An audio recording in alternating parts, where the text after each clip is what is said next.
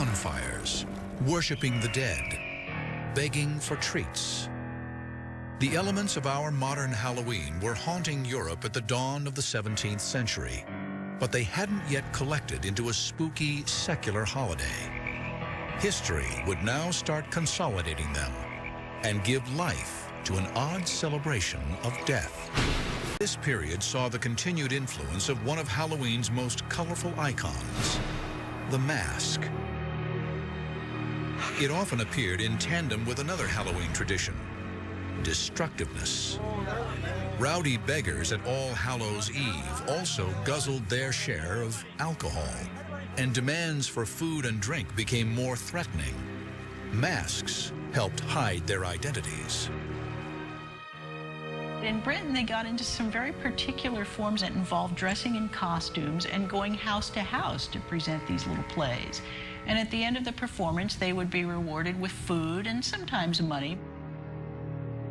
Was this trick or treat?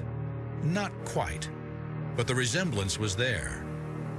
In 17th century England, many of these customs survived only in rural areas, but they would soon turn up in the city streets, thanks to a pro-Catholic terrorist named Guy Fawkes.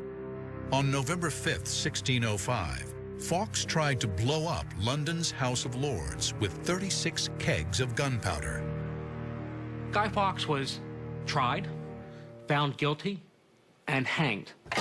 And according to legend, his body was then drawn and quartered, and the pieces were thrown into a fire. The next year, on the anniversary of the failed plot, and every year that followed, the children of London mocked the memory of Guy Fawkes by causing chaos in the streets, parading, begging, and building bonfires. Today, all over England, this is called Guy Fawkes Day, or Bonfire Night. Now, Guy Fawkes Day fell on November 5th, which is very close to Halloween, so a lot of the energy that was focused on Halloween sort of shifted toward Guy Fawkes Day. While it wasn't our Halloween yet, it had all the signs. Children and adults alike taking advantage of the darkness and letting loose. But would this pagan form of celebration make its way across the Atlantic to disrupt the sanctuary of the New World? Not if colonial Puritans had their way. For the Puritans of New England, the supernatural was a dark, menacing force, not a harmless superstition worthy of inspiring a holiday. Despite their efforts to kill the Halloween tradition before it took hold, there were a few Guy Fawkes celebrations that made their way to the shores of America. Other settlers tolerated or even embraced the traditions that threatened the Puritans. And seeds were planted for the holiday that would morph into our American Halloween. But now, one more spooky standby. The image of a spirit or ghost would join witches and skeletons in a macabre Halloween dance.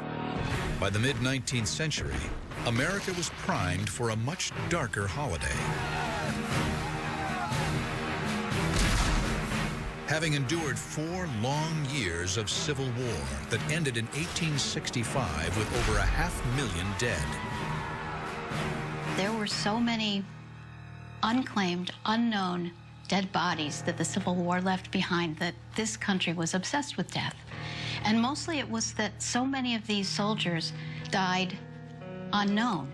We don't know what happened to them. So there was a huge sense of they could come back. Maybe they're not dead. It makes perfect sense that people would tell more ghost stories. And the very first Halloween ghost stories were about people coming back home. It's at this time that America's Halloween story really begins.